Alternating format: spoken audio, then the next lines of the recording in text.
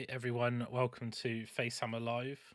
Hello. I hope everyone's doing well and is recovering from their the sort of the live stream that we've just hopefully watched, or maybe you haven't watched. But we're gonna go tonight into the Dominion box and talk about all the stuff that was on the Twitch stream. I've made notes because as they were showing stuff off, they were mentioning little tidbits that I've made notes of. So I've quite a sounded like quite yeah, quite a lot. Like from my perspective, they seem like pretty meaty, big, significant things that they've alluded to, like to be reactive or stuff like that. yeah. Obviously, So some of there's a this stuff has particularly taken some influence. prominent video at the end, which is, although it's done in a comedy style, it's the 8 things about the new edition. So we're going to start off talking about the new edition and what's been revealed. It'll be quite a long segment because there's a lot to talk about, and then we'll probably get into Kragnos, and you've got a Slaanesh list using the new Dexessa and Sinessa. I've probably said that right. Yeah, I have. It ended up being quite cool as well, I think. So I'm pleased to talk about that one. Hi, Les. Hi, yeah. Byron's okay from his cocktails now, so. Well, I wouldn't go that far. I get a bit sweaty. Yeah. I think most people will buy the Dominion box. I think I can't imagine not. Obviously, so the Dominion box. Obviously, we'll talk about it. It's been revealed. It's 3.46 kilograms. That was on the stream. Just there's a little fact for you. Similar to if not almost It's identical to exactly the Indomitus. same as Indomitus, pretty much per like the gram, because I know that because I've just weighed one to send it, so I know how much it weighs because I've just sold How one. sad is that I knew off the top of my head to within the closest 100 grams what that weighed. You're a businessman, so you know these Oh, things are I'm such an important. exciting man, aren't I? This model's very nice and it weighs 3.4 kilograms. Actually, I think Great. you find those wings can't loft your Terrorgeist into the air. So I don't know, that's a different discussion. But so Dominion, so yeah, it's awesome, basically. Very similar to Indomitus. Just we'll caveat it now. You can take from what you will. While stocks last, June pre-order, they've made lots. That was on the stream, so I guess that means try to be around in the first half hour 5 or 15 seconds. minutes. If they said they're making a lot, as long as people are responsible and don't allow people to buy 10 each, I think things should be okay. Yeah, I think I'll say probably like something very unpopular, but I think if you really wanted a Cursed City, you would have got one. If you were like really determined on that first day and you had the money right then and there. So anyway, new box. It's essentially like a Indomitus in terms of layout. It's got a hardback book, which is the new edition. It's got a nice limited edition cover, which is just the artwork because it doesn't need to have anything like barcodes or any guff on it. Warscrolls, obviously there's a start here book in there, which is just like an introduction, a bit of a story, and lots of sexy new models. Yeah, most importantly. Or perhaps not most importantly, because it's not like where we talk about a boxing, like those dudes are cool and that battle tome's interesting. This sounds like it's going to change the world a bit for us. The world just got slightly smaller. Yeah, I guess that's worth covering, isn't it? Yeah, so yeah, the new tables. base size is going to be based around Warcry boards, exactly like 40k. That was kind of mentioned by Eddie at the end of the stream, just in passing, but he's basically confirmed. Just casually dropped that's a bloody big deal. That's huge. That is huge. You've been playing on this size table for 25 years, so... Yeah. 6x4s are no longer. It's now like some weird measurement that you can never remember what it is, like 44. Kind of nice though, because you get some spare space if you're playing on a 6x4, which I really like for events. I think that's it's practical. Yeah, it is. It's having played on the new size, it doesn't feel like you're suddenly really close or it's only smaller. Or no, I don't think it'll make too much of a difference apart from practicality. Better quality of life, and people who play 40k will know the difference because they've obviously transitioned and done that themselves. So yeah, I think it's good. It's a good change. Obviously, it gets to use the cool Warcry boards, so you can have nice printed battlefields. And if you've got good for streaming as well. It's just easier to get everything in one shot. So for reporting of any type, photographs or something like that, I think there's a significant quality of life increase for spectating. Whether that's you playing and spectating the table, or people literally watching it on a TV screen or something like. I think it's really helpful for that too. Yeah, and I hopefully there'll be, obviously when 40k Indomitus come out, you could buy the Battlefield like wallet of card fold out boards separately. So I imagine that will be a product. Just guessing. They didn't say anything about it, but we're just I'm just drawing parallels between the Indomitus release and this release because Eddie alluded it's to not the that only himself. parallel with 40k that we get to draw, is it? Because apparently getting to react is now going to be a thing. Do you want to talk about the 8 things first then, before we talk about models? Because obviously we can talk about the models, but the 8 things is probably the bit that people care most about. Let's do it. I think a load of people will be tuning in for our perspective on the rules, and obviously you've actually got to play them, so you're gonna know what that means. I can guess what they've said on the stream and exactly what it means, but I might get it wrong. So so there's a video that if you're on the Warhammer site, this is what I've got up on the screen now. You can go check out. If you scroll right down to the bottom, there I probably should be on it. Oh, maybe it's not on here actually. Stick with it. Oh, it's not right. This one here. 8 things about Age of Sigmar. So Nick Baton doing ham acting with Sigmar showing his true colours, being derogatory to Nagash, and obviously being a bit of an asshat to Nick Baton. So we all know that Sigmar's the bad guy. So just confirmed that as this reveal shows confirmed that Sigmar is in fact the bad guy, and Nagash is awesome. So I missed we'll go with that. I missed number 8 actually because I was busy eating a sandwich. So I'll go through them. Okay, so number 1 was the best rule set ever, cleanest and clearest. So that was a little bit self-gratuitous, but I can say from someone who isn't a GW employee that the rule set is very clear and it is very good. So, cool. It's... I think we've been trending with FAQs and stuff and things that at the beginning of Age of Sigmar we were told weren't going to be a thing and have become a thing on the way. I think it's like just things being a bit tighter, which may make them feel a bit more sterile, but will absolutely aid clarity. That's kind of an ongoing process for the last 3 years anyway. And went to like having 4 battle tomes, didn't it? So plus book, plus supplement, plus FAQ, plus if you're playing Chaos, that is. I mean, the proper faction. None of this like all in one book sort of nonsense. I don't know what that's about.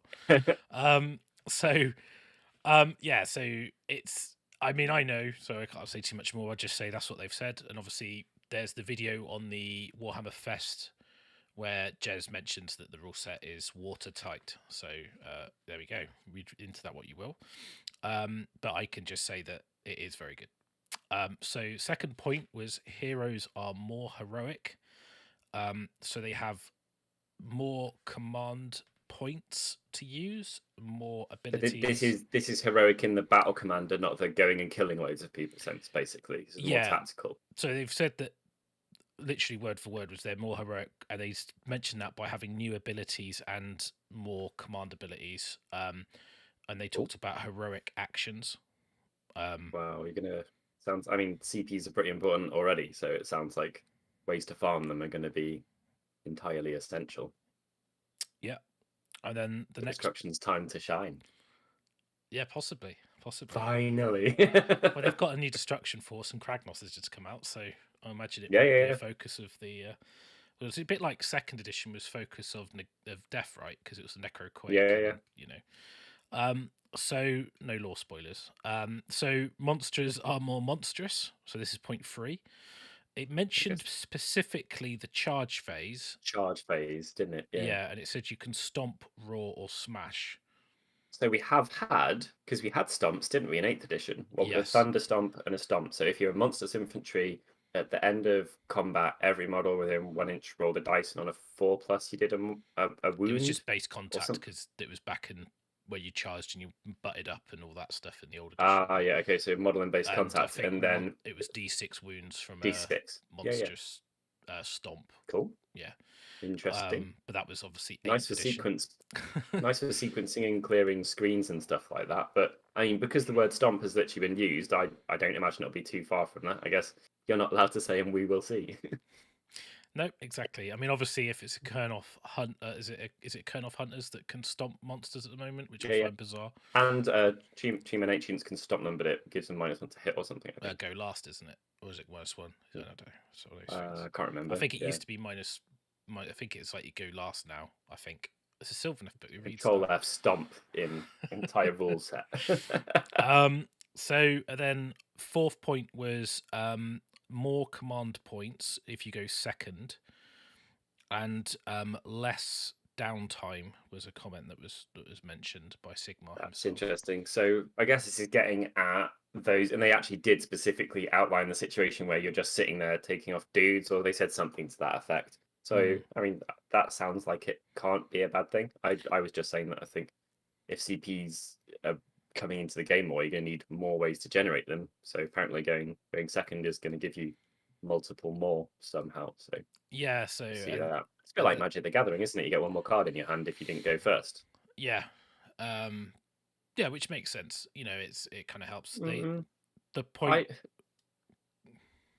was just going to say, like, I think maybe it's less this way with more alpha armies than they used to be, but I think having the power to not go first has always been actually like a secret advantage with the flip flop and managing the double turn and stuff like that. So it sounds like a pretty big, there's already an incentive to not go first, in my opinion. If you build your list right, so sounds interesting. Yeah. Grace here in the chat says someone who would be a horde player, heroes and monsters having more powerful is worrying. Do you think they will be more expensive or troops cheaper? So obviously we saw Lariel's points in Kragnos today go up by quite a lot. So you can read into that what you will. And obviously we've seen Nagash has gone up significantly in I was going to say recently stuff's just been hefty, and people have seen Kragnos's points and have gone, he's a bit expensive. So maybe there's some strategy behind that with that comment. I can't say any more than that. The ones that are already expensive but old, maybe they're going to go up as well. So we could be entering a time of like half your army being one model being not so uncommon. I mean, like Archeon's already close-ish, isn't he? Nagash is now there. Pretty much there. 975 at the moment, isn't he? So yeah, exactly. Cool. Less models.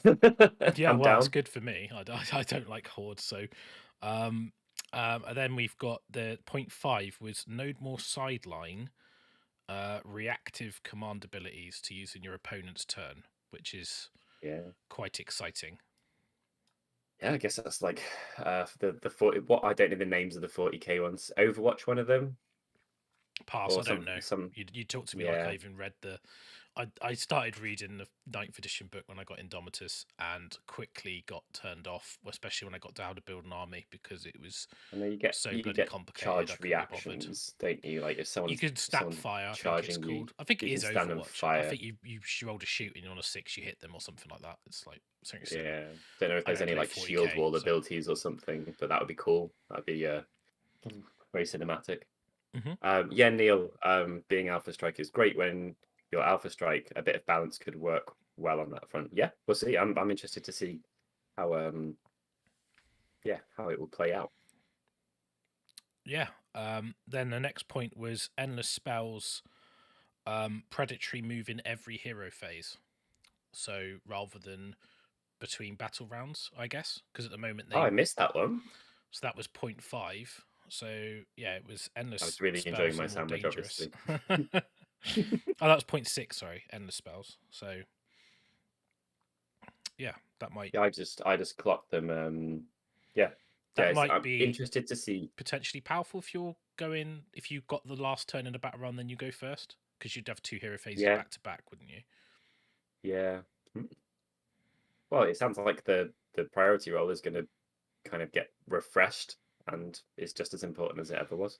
Yeah, and we did get confirmation on the Warhammer Fest video that the double turn is here to stay. So that was said on the other video, not in this live stream, but the one before. And then 7, they talked about battalions and core battalions you can build your army around that give you cool new abilities and open to everyone. This is going to have a connection, currently has a connection to command points. You just get one, and it sounds like we're going to need plenty, so nice. So don't know any more on that. But also Nagash sucks apparently, according to Sigmar. So he's a baddie. Maybe that's why it costs 1 billion points. Yeah, maybe. Have to find out who voiced him. And then point 8 was the narrative path to glory, and that's been alluded to in the previous stream that's going to be very similar to the 40k crusade rules. So they're pretty, I know from people who are like sort of a casual 40k players, that's a very popular way to play the game. So it is, yeah, it is. I think that would be good. They implied there are multiple different kinds of generic battalions, that they still have battalion abilities. Cool. Yeah, that's what they literally said. The multiple generic ones, and they all give you new abilities. So that's interesting. Like getting like triumphs being generic or something you can play around like that. Yeah. All right. So those are the 8 things that were mentioned in that video. You can obviously watch that video yourself, and then draw from it what you will. In terms of we talked about the board size, so that's pretty cool. It's significant, yeah.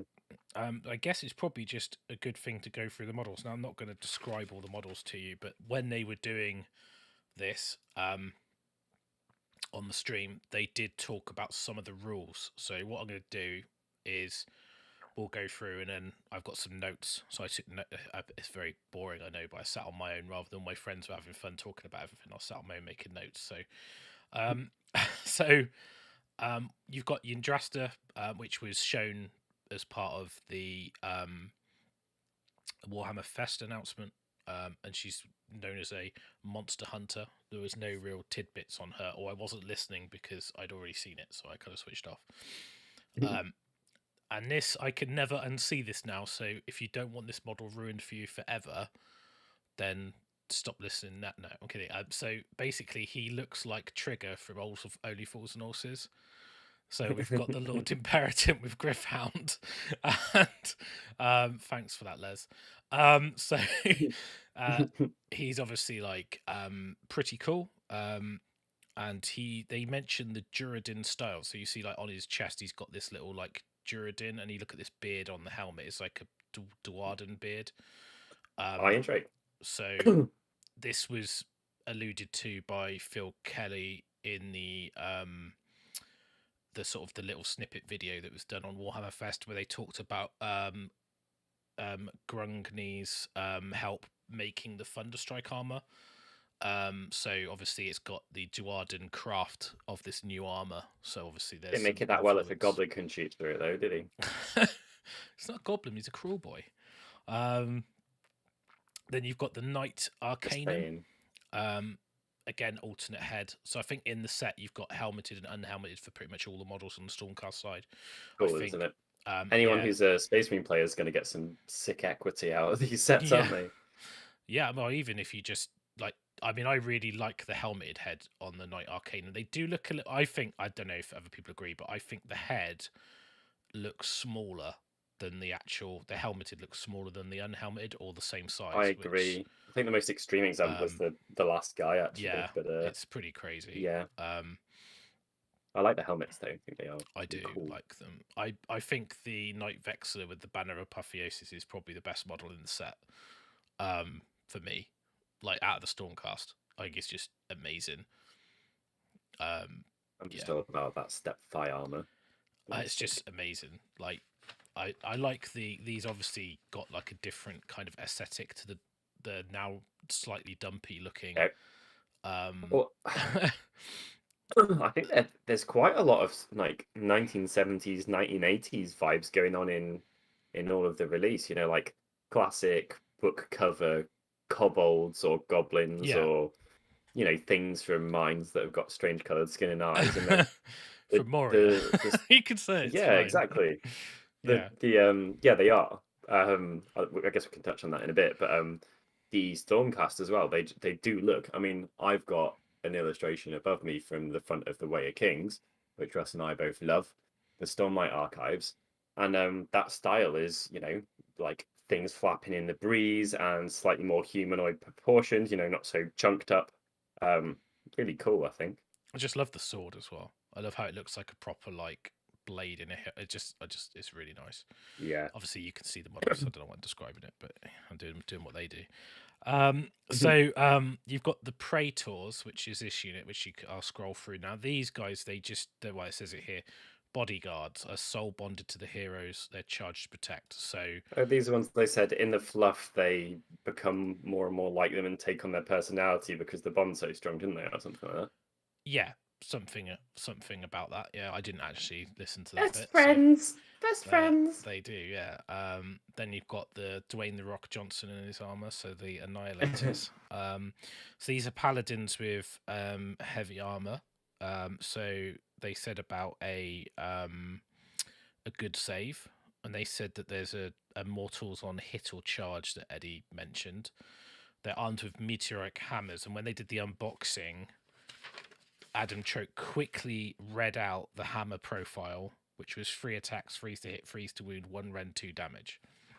So that's what he read out. There might be some special rules on that, don't know. But obviously Eddie mentioned some mortal wounds when they charge or when they strike from the sky. Like lots of 3s. If they're heavily armored, could be 3-up save. Well, paladins are a 3-up normally. So, and he said they were more heavily armored paladins. So maybe 3-up be rolling 1s. Lots of Stormcasters got reroll 1s for their shields, haven't they? Yeah, I agree with you, Dave. I think I mean, we haven't seen. It'll be interesting when you see the two next to each other, how out of place older Stormcast models look. But because they're a new type of armor, maybe it won't be so bad. I don't know.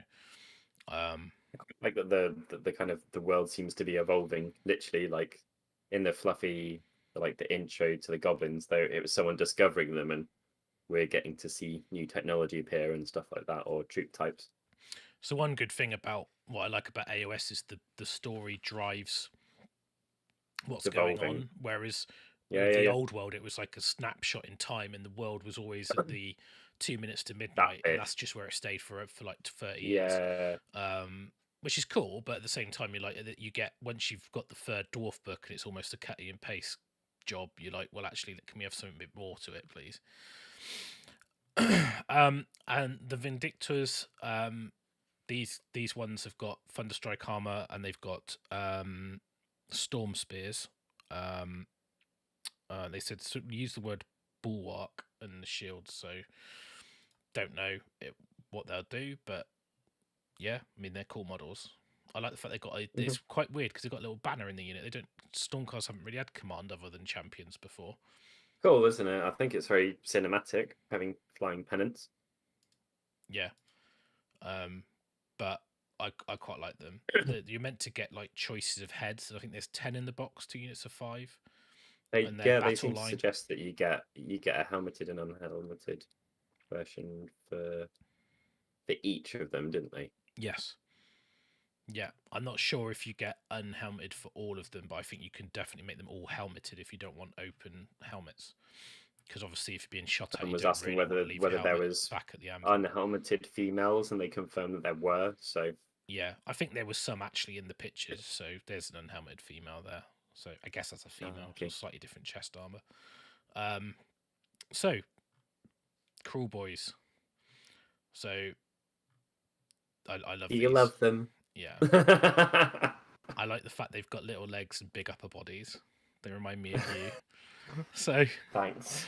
So it's fine. So obviously a lot to talk about here. So Eddie mentioned that dirty, sneaky, cunning, and he said that they're sort of cunning and brutal, but I enjoy them more brutal with a bit of cunning, where these are more cunning with a little bit of brutal. They fight dirty. Yeah.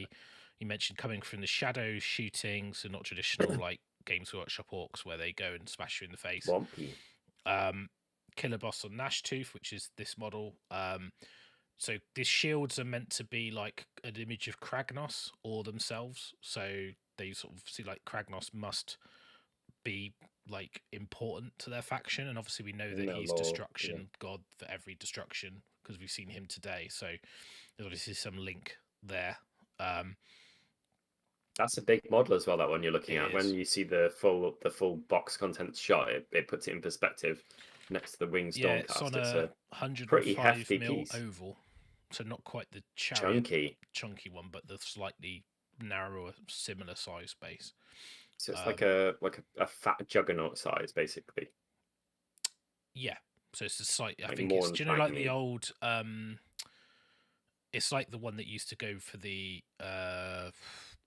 eagles. What they called the phoenixes. That they were on those like little mini ovals. The same one that the necro snakes are on. There you go. But they're like the narrow chariot bases. So they're the same size as a chariot base, but they're not as fat. So like Cool. diet bases. So yeah, he's pretty cool. Obviously, they don't really tell us any of the rules. Apparently, they did describe his mount as a honey badger cross with a mole rat, which I thought was particularly disgusting. I can see that. So then we got the swamp crawler and pot grot. So obviously, I like the fluff they talked about with these. Yeah, they did. Some So nice they little... talked about the. I'll read what I've got written here. So, very tricky. So magic potions. They talked about elixirs to give to nearby units to give them a new ability. So it's almost like they're brewing something. They get potions. They can pass it to a unit that gives them an ability. Also, summoning mists for tactical advantage, or summoning this murk. And one of the things they mentioned is the staff is like the hand of Mork, or as some of my friends have pointed out to me already, the Shocker, which, for those who know, will know what I'm talking about. If not, to make your enemies jump. Yeah. Yeah, so it's they're definitely from the stink, that's for sure, because they're from the swamp. But so pretty cool. So the next one, he's got a smelly, stinky tongue. Yeah, so we kill a boss with Stabgrot first, but yeah, you're talking about the Belcher banner, aren't you? Yeah. So what did we mention on this? That the grot runs around and the boss can hold him up to stop a killing blow. Which was something they said. Obviously, like seems like a character model. Obviously, it'd be cool if it was like the necromancer has the ability, but normally a necromancer's got 20 zombies around him, whereas this guy's got one guy, and he just like, oh well, he took that one, he's dead.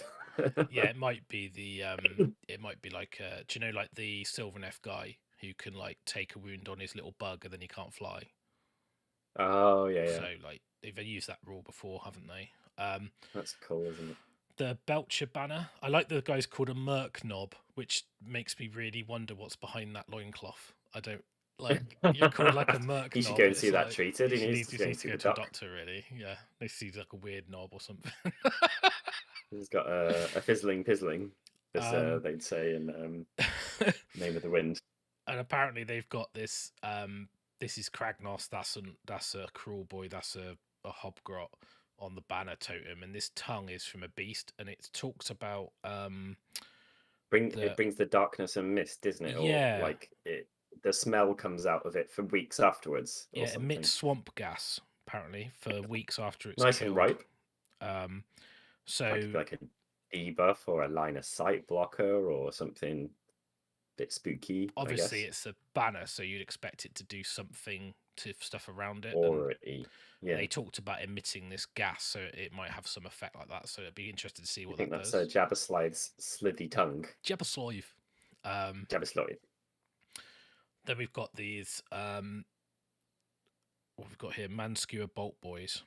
So these are really cool. I really like these, particularly with these like visors and helmets. Just really nice models. I like the fact their weapons look vicious as well. Oh yeah, everything's pointy and jaggy, and it does make me worry about assembly and breakage for gaming, though. A little bit, yeah. Quite a very. It's a lot going on in the models, isn't there? For like basic, very busy, yeah.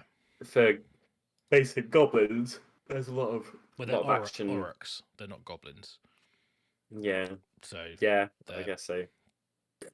Yeah, the Orc Kruleboyz, but yeah, so they're not obviously on 32mm bases as well. So, but yeah, they kind of remind me of the old 1980s artwork. So I've got a little picture actually. There we go. So that's a very old Warhammer picture from the old Warhammer armies. So you is this from around the time when Bolt Thrower was a band? Yes. Nice. exactly that time. And in this book, a lot of the people who are in that book have got Iron Maiden and tops on and mullets and denim jackets with no sleeves on them with patches. Yeah. So yeah, it's Some it's old it's school pretty joy there. cool. So you can see that, and then obviously you had the picture of all the shields as well. So you had like all the faces and the moon, and I remember this very well from my my childhood. It says something about how disturbed I wasn't. No, so yeah, so pretty cool. So just thought I'd throw that in there.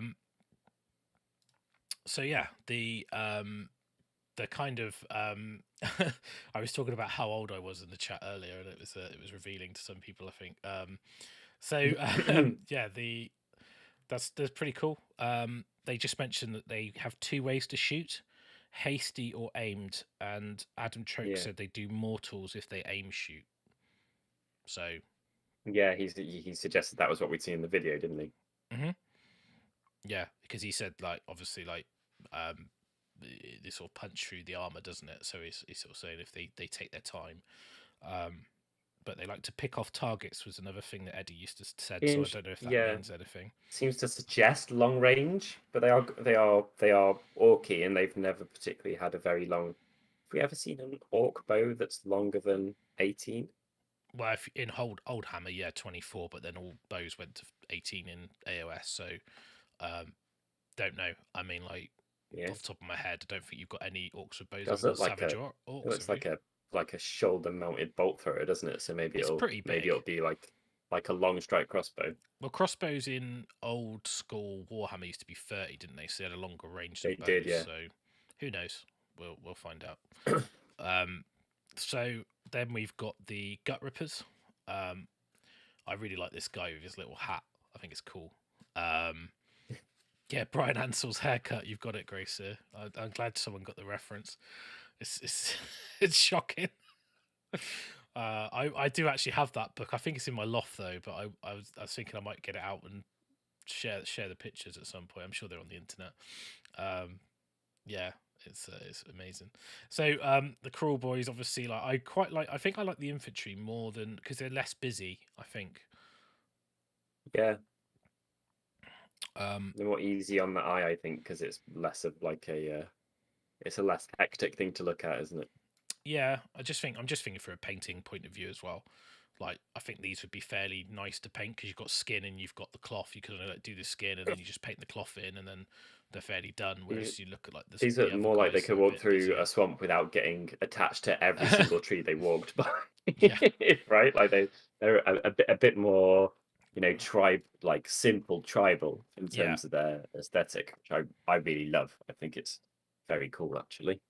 Yeah, I do like it. I think so shields are so cool everywhere. I love that they painted them red just to draw attention to how sick they are. Yeah, I'd be interested in whether you could do them in like yellow, how it would look, like because I don't know they're basically they look like Evil Sun's shields to me, like because that's what the old aesthetic was. It was the red sun, but I'd be quite cool because I used to like Bad Moons. That was my thing, so it'd be nice You could even paint a moon silhouette sliver of them with yellow, and then the rest with black. Highlight the black with grey, and the yellow with bright yellow, and you'd have a moon bit on them. You could even do it like two-tone, couldn't you? Like one half one color, one half the other. It'd be quite interesting. Oh yeah, or any simple stuff like yin yang would look cool. Just a jagged black and white zigzag would look, and it'd look tribal as well, wouldn't it? If you think about it's like face paint for shields.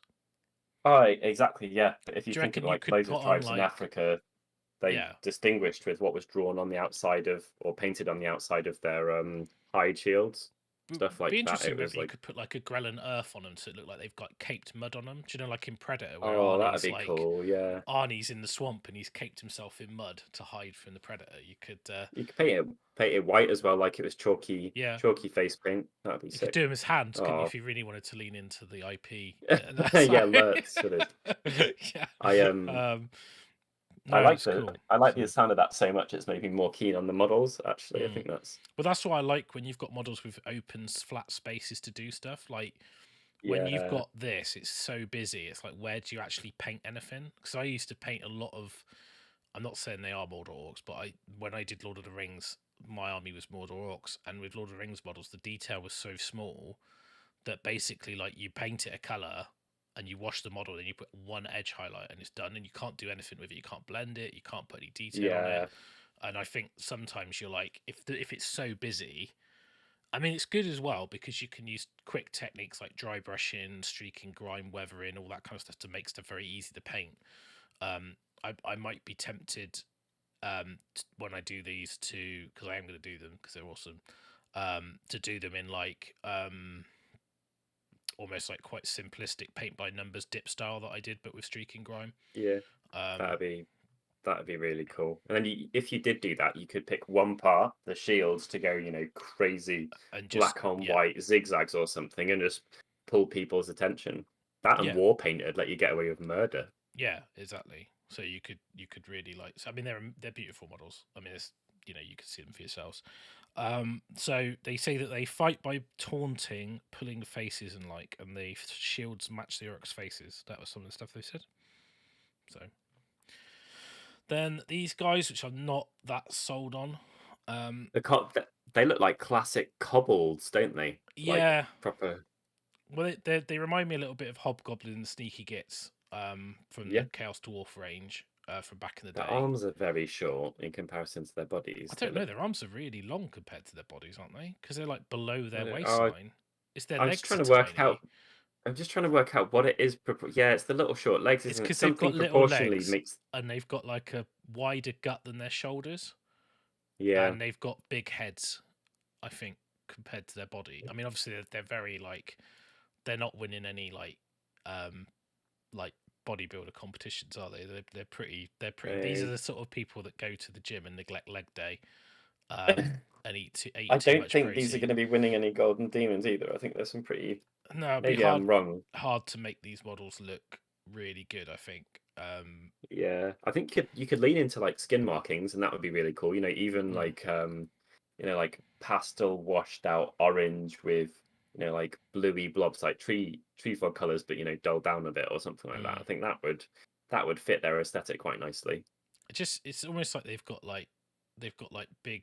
Do you know, like when you see like sumos and they've got that big padded thing around their waist? They're like their little nappy thing. They look like they're wearing. They do it like their pants are falling down a bit, don't they? Maybe they're trying to be cool. They've got their pants down, like they're trying to be hip, like the kids. Should really show my age now. But these guys are going to be a chaff skirmish unit or a screen. Eddie said in Age of Sigmar, these are a screen unit that are there to die. And you notice they've got little grenades. So these are scrap grenades. So yeah, they said they weren't going to be hugely effective, but they were some type of defense. Basically, they seemed to suggest that they were explosive, but not too much, or not too reliable, or not too long range, or. Well, it's an orc thing, so it's never going to be reliable, right? Yeah. But they're apparently, like, lore-wise, they're meant to be intermediaries. But they mentioned this dark force or this dark, mysterious thing that they trade slaves, and they go between the other faction. They're like it kind of stunk to me of Ferengi in Star Trek, where it's like they're like the ones that go around trading and they kind of play as the in-betweens. Yeah, I know, but. People who are watching because they're all nerds. Space stuff. So, oh, cool. Yeah, you're like Gandalf. You're like, what force do they care about, and where's their light? Yeah, their light blaster sabers. I don't know. Like, you're like, were they Darth Vader's It did sound as well that. It did sound as well that there was some type of. It seemed like there was a suggestion that these guys would maybe have a way to infrequently do high quality damage because of the explosions in some way. So I don't know if that's like fire slayers with they used to be able to chuck their shields for a mortal wound on a charge or something like that. I don't know. Maybe these guys should be defensive if they had an ability like that. I don't know, but it seemed like throughout the army they mentioned a couple of instances that sounded like it was going to be a small chance of a high impact thing, which generally in the game is going to be a mortal, I guess, or like a double rend, or maybe on 6s they do D3 damage or something. I don't know, but they seem to suggest it on a couple of these units. Because it's quite interesting because they've got like a banner and a musician, and obviously you're the champion, Whereas with the normal Kruleboyz, that probably looks like a boss, right? The guy with the big plume. You probably can't see it yet because it's slow, but It's I thought maybe the guy with the hooked hand looked like a boss. he's the Hobgrot Slitter, though, right? I'm talking about the Kruleboyz, the actual like the big orc ones. I just said they don't have a banner, they don't have a musician, but the Hobgrots do just a have champion, a claw and a champion, but they've also got a banner got a and there's a fancier hat, musician as so well. probably him. Yeah. Yeah. Yeah, it's weird. The hobgoblin-y ones, like, what are like? I know it said they're a bit chaffy and screeny, but like, are they like? It's kind of like Skaven-y vibes, isn't it? It's like a ragtag unit that explodes a bit, has really short stabby daggers, and some like low-budget German pipe bombs. You can see that they've got or they're tassels going to on them. headbutt people with their spikes.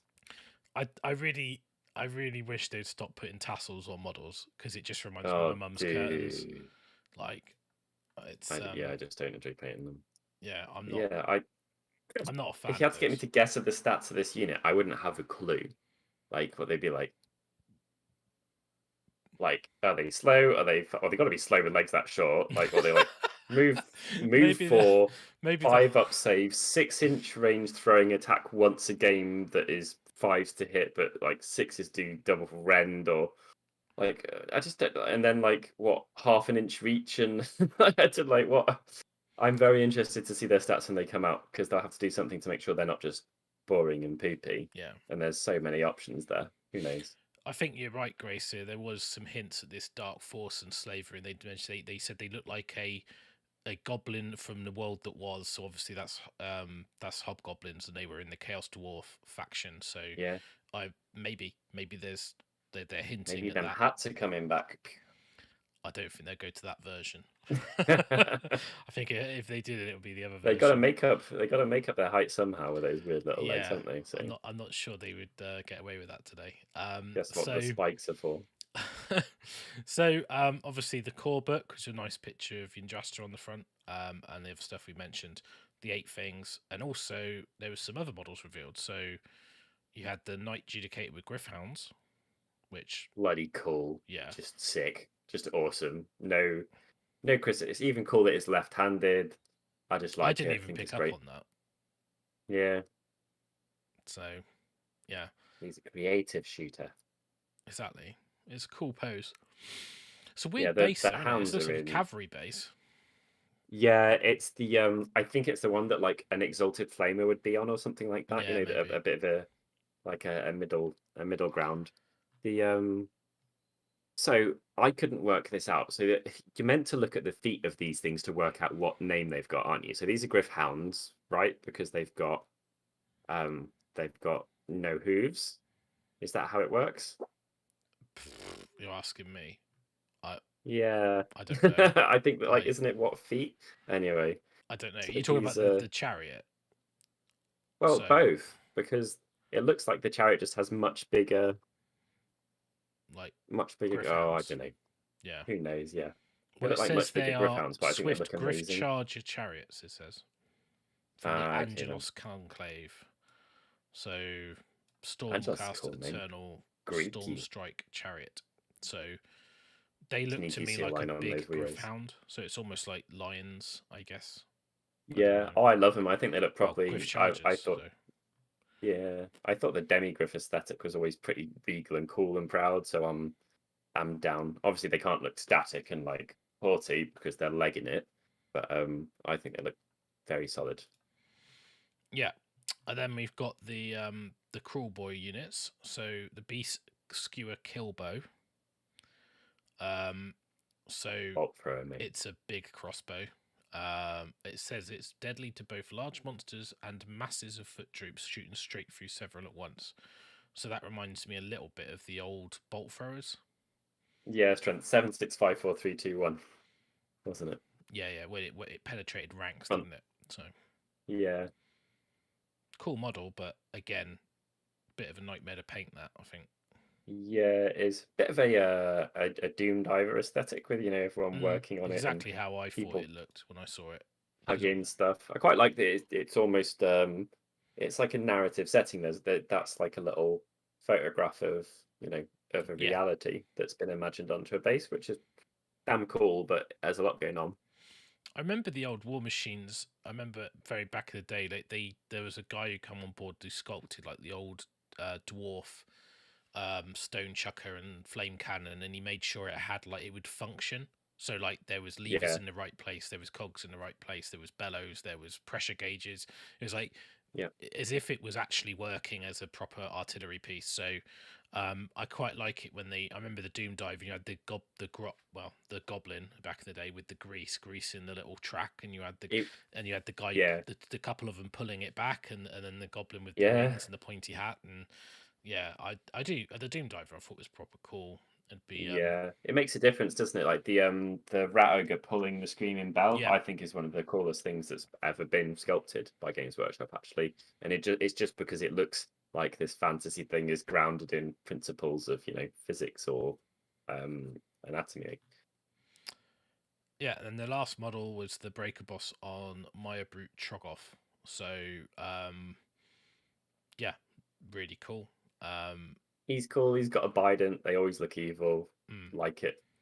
yeah, and they mentioned, Biden was the weapon they mentioned, and Yeah. iron something clubs, I think. Yeah, they said they didn't know the rules for them. The mount does look a bit like a proud toddler who's just stood up for the first time, right? Maybe. Mummy! It's a bit strange because although it's a Trogoff, the head doesn't look like a Trogoff's head. Like No, it doesn't like a Cho'Gath. I've got some issues with the complete lack of pose coherency between the guide. It's kind of funny because it looks like he's like, go, go, go, and the dude's just like, what? Well, I think the dude on he's top's like super dynamic, and then the thing he's standing on is like, I'm a conscientious objector. I don't like war. Yeah, it does look like he's wearing a nappy. I think quite a few of the models look like they've got nappies on. That might be like, do you know, like you see like babies in doorways and they're on those little bouncy things because he's got like the little bouncy straps. So maybe that's where Hey, they put these him guys when... are from a swamp. You could put 2 swamp trees either side, and you Yeah. could make that happen. So maybe that when they're not fighting, he's bouncing around on his little harness. I don't know. Mate, you gotta. That's how you work on them quads, bouncing around like that. But that's why you can see his feet sticking out. So he's obviously like the guy on the back is like rearing back. You see the angle here. So it's obviously like That's he's a almost river troll's face, isn't pulling it? the guy up. Sorry to interrupt. That's like it It's looks like he's got an but underwater, like a river troll face, but a stone troll body, basically. yeah, but the river troll face is very wide and flat with big nose and like big ears. Oh, He's obviously got some sort of just there. harness thing around his head, so it's hard to see. But it's almost like, I mean, it's a Maya brute, so it's a new type of troll. So who knows? So he's a swampy Like, troll. yeah, exactly. So it's maybe How nice a is it to mix see between the water two. features, by the way? Just like I didn't realize until I saw like their final shot, or the ending shot of the video. Low, low fantasy, as in like they could be from the world that we live in. Just nature features that don't have any, floating islands or crazy stuff going on. Just that final shot with a box just looked amazing. Yeah, I don't have that on here, but it was on the live stream, so you can go watch it back if you want and see it. But we like ponds is my statement. And there's this little bit at the end which we mentioned already, but we'll say it again. The box will be available as stock lasts. We've made lots in italic, won't be around forever. Core book is exclusive to the set. Miniatures will be released separately in the future, although you get it first and with a saving, so it's going to be the same as Indomitus, I imagine. If you want a copy, pre-order it. Pre-order in June. Yeah, guys, just be there when you find out when that weekend is, be there in the first minute. And I imagine historically, we've only got historically and the most applicable examples of when this stuff's happened. It hasn't sold out instantly, so just set several alarms and be there on time, and I imagine you'll have a good chance of being fine. The last time they said this, they ran out, but it wasn't in like 2 seconds. Yeah, exactly. Yeah, Vida, I can't really do anything with the volume because YouTube actually wants you to put it at -14 lufs when normally broadcast is -24 lufs. And this is live, so normally I enhance the audio to get it to YouTube level, because YouTube's notoriously loud in comparison to proper broadcasting. So sorry if the quality's not up to standard, but you just have to turn your Turn volume this up up, and or I not. promise to not scream too enthusiastically at any point. Yeah. Wait until we get to my Slaanesh list. Actually, it's pretty cool. Yeah, that should be good. So okay, so we'll go into the next bit. I guess that's all, everything for Dominion. So I mean that covers everything. Yeah. So we'll go over to your Slaanesh list. Yeah, should we rock on? I think this is a there's a lot to discuss about this one actually. I guess so. I'll introduce it. Russ wanted me to write something using the new models, which is or whatever she is, Vanessa and the other one. No, it's Dexessa and Sinessa. Yeah, Sinessa and Dexessa. And what I've done is I tried to write. I didn't go out there to try and write some zany off the wall list, but actually to do something that played with command points or that was going to use them appropriately, I tried to go very heavy on a theme. So I'll explain this. And this list works, I think, well with both of them. And I'm interested to see which one Russ or you guys think it works the best with, because they're 260 and 280 points, or 260 and 240 or something like that. So 260, 280. Fantastic. So they're pretty comparable. So anyway, I'll start bottom to top. I know that sounds weird, but it'll explain the stuff that goes around the heroes that are in there. So Supreme Sybarites is a battalion with, like, I think it's 1 to 6 heroes, and you just get a chance of getting more command points, basically. Yeah. As a result of a load of this stuff. We've got the Rod of Mistral in there. Again, that's an extra CP on a 4+, and everyone gets to be a general, because this isn't clear in Scroll Builder. But you go from, you pick an allegiance from the Slaanesh book, and then you can still put it in Lurid Haze, so you can be invaders and Lurid Haze at the same time. So I think a lot of people who use Scroll Builder might have been thrown off by that, but it works out pretty nicely. So if you could get your 3 generals into your opponent's not deployment zone but side of the board, you get D3 command points and stuff like that as well. And in Lurid Haze, you could literally just start the battle by doing that, which is quite cool. So the entire idea of this is it's very low drop, 4, I think. That's 4, and D3 of your units are going to appear in your 9 inches away from your opponent, within 6 inches of the table edge, which is pretty scary. And so there's weird options in it to make the most of that. So when you see the battle line, I'm sure it's made a few people's eyebrows raise. There's some different options to dump in as part of those D3 units. You can just go hero heavy, and that probably is both good and fun.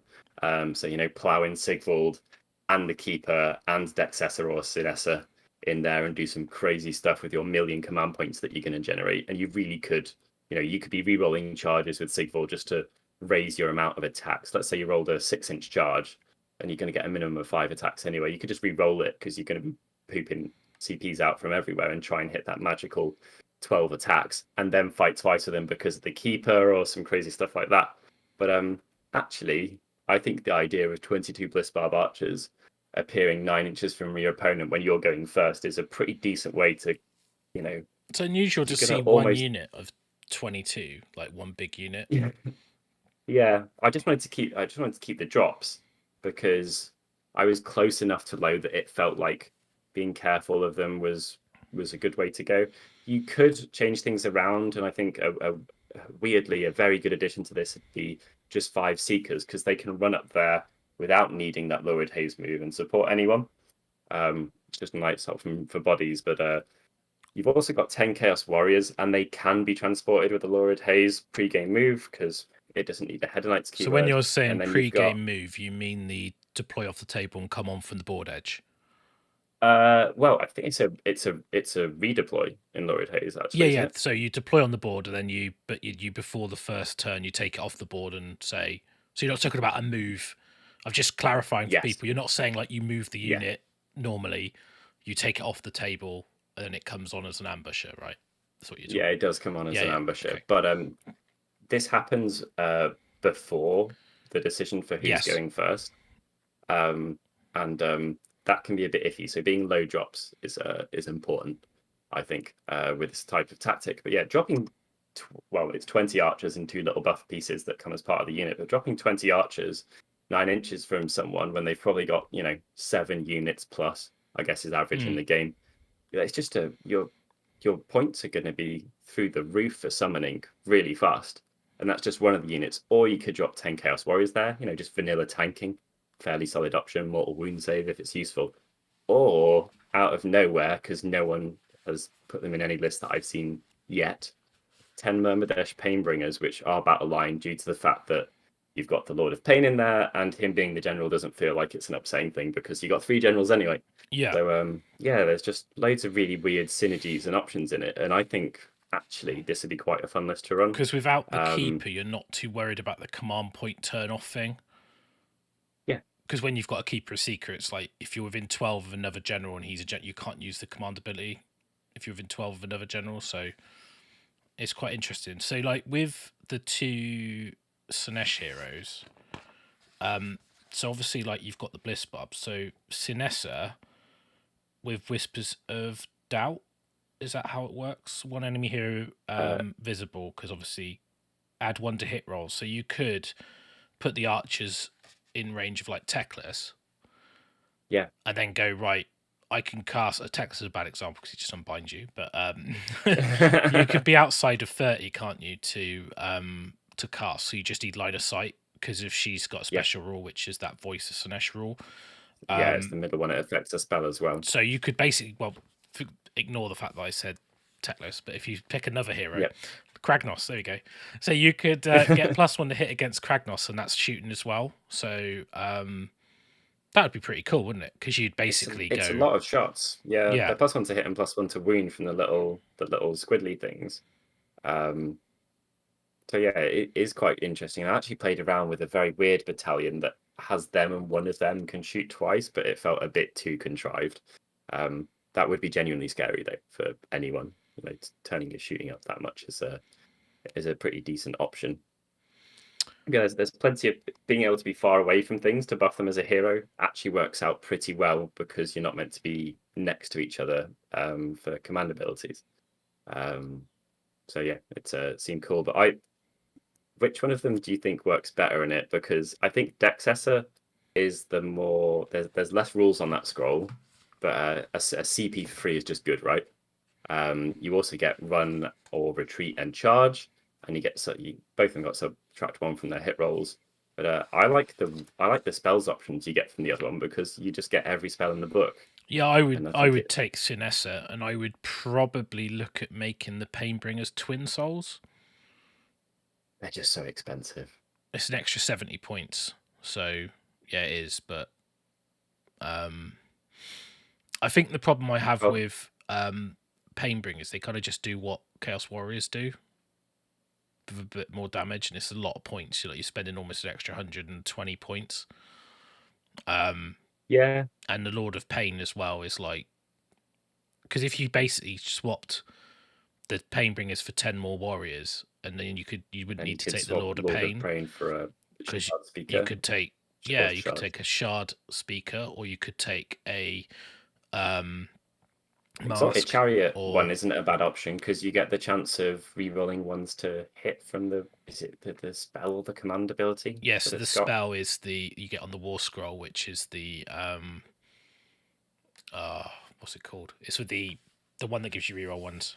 I know what it's called, but you can do 3 units with. I mean, Contorted Epitome wouldn't be a bad shout, because she gets it D3 units. So I don't know. Like, that's the only thing about the list. I look at it and go, what did the Painbringers give you? That, I mean, I know they're a bit better in combat, but they're very resilient, like a natural. So the thinking was, I wanted something that was battle line that could get there, didn't have 2 big bases, and could kind of swamp an area and restrict access to either Sigvald or the Keeper or Dexessor if they're in someone's grill, and a 4-up re-rolling save on people who are fairly okay in combat didn't seem too bad.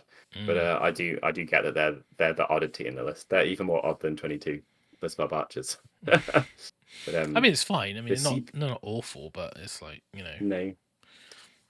The CP generation in it is heavy though, like really, like it's pooping CPs out the wazoo. So you need, I wanted at least 4 characters in it because you need to, every battle round you roll a dice, and if you roll less than or equal to the amount of heroes you have alive on the table from the battalion, which is all 4 of them, you get a CP. So you'd be getting a CP from that, you'd be getting half the time a CP from Lord of Misrule. You got one for your Supreme Sybarites at the start of the game anyway. And then depending on which person you take, you get access to different techie things with CPs in general. Yeah, I think the only thing I would be a bit, I don't know whether I'd want to do it. If I want to put I'd probably swap general from the keeper to Sigvold, and keep the keeper as a non-general, because with invaders, close. if you're within 12, because you've got, especially if you take Dexessor, because basically you want to spend the point to pile in twice because it's a demon, but if they're both generals you can't use it because you can't use command abilities. No, that's a good point. Sigvold's more likely to be the thing you deep strike, and then he might die. Then in Invaders Lurid Haze, when he dies you get a command point as well. Yeah. So that's something I would swap round. But I mean, it's all little that's the thing about Slaanesh.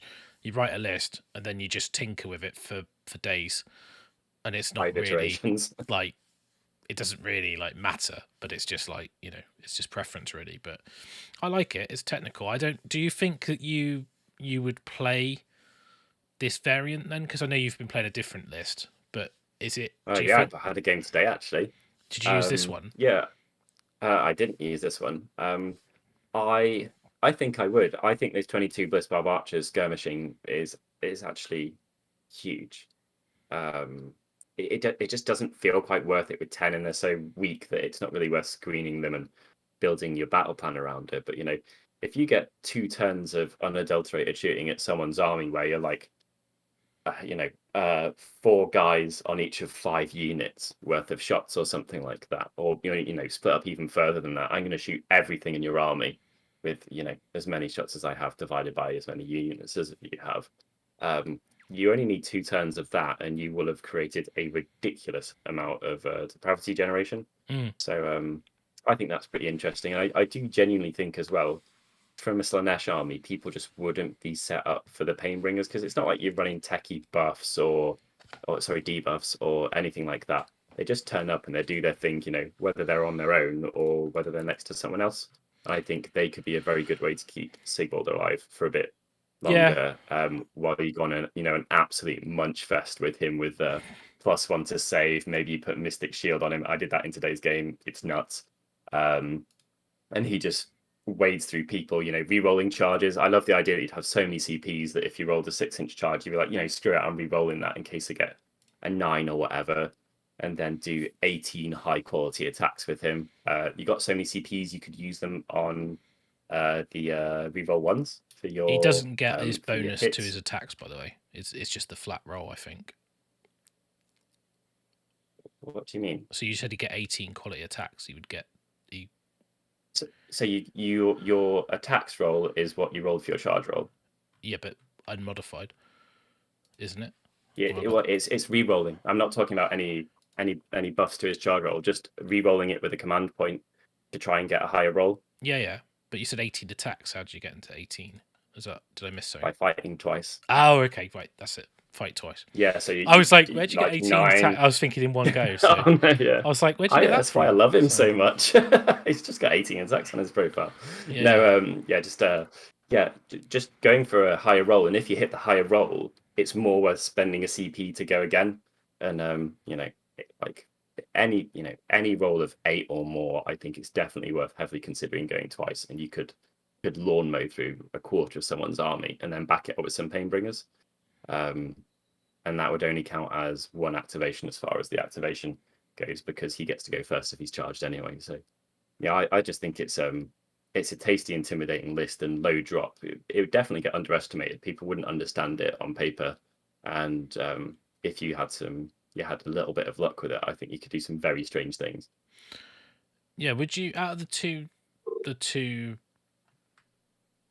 I don't know what to call them, what would have been like the progeny of Slaanesh, I guess. Which progeny of Dexessor and Sinessa would you lean towards? Would you lean towards the I, caster? yeah, I think you would, and you've already kind of guessed it. Like, she's a caster, she's got access to a million spells, so you've got several heals in there. Just pick whichever one's the cheapest to cast. That's a nice option. Mm. Some debuffs, some things to, half people's charging abilities or anything like that. The Slaanesh lore isn't great, but getting a choice from all of it really makes that a lot better. It's another dispel, which is great, and I think she's interesting and techy, and being able to be further away from people as well just fits in so neatly with invaders that it felt kind of right.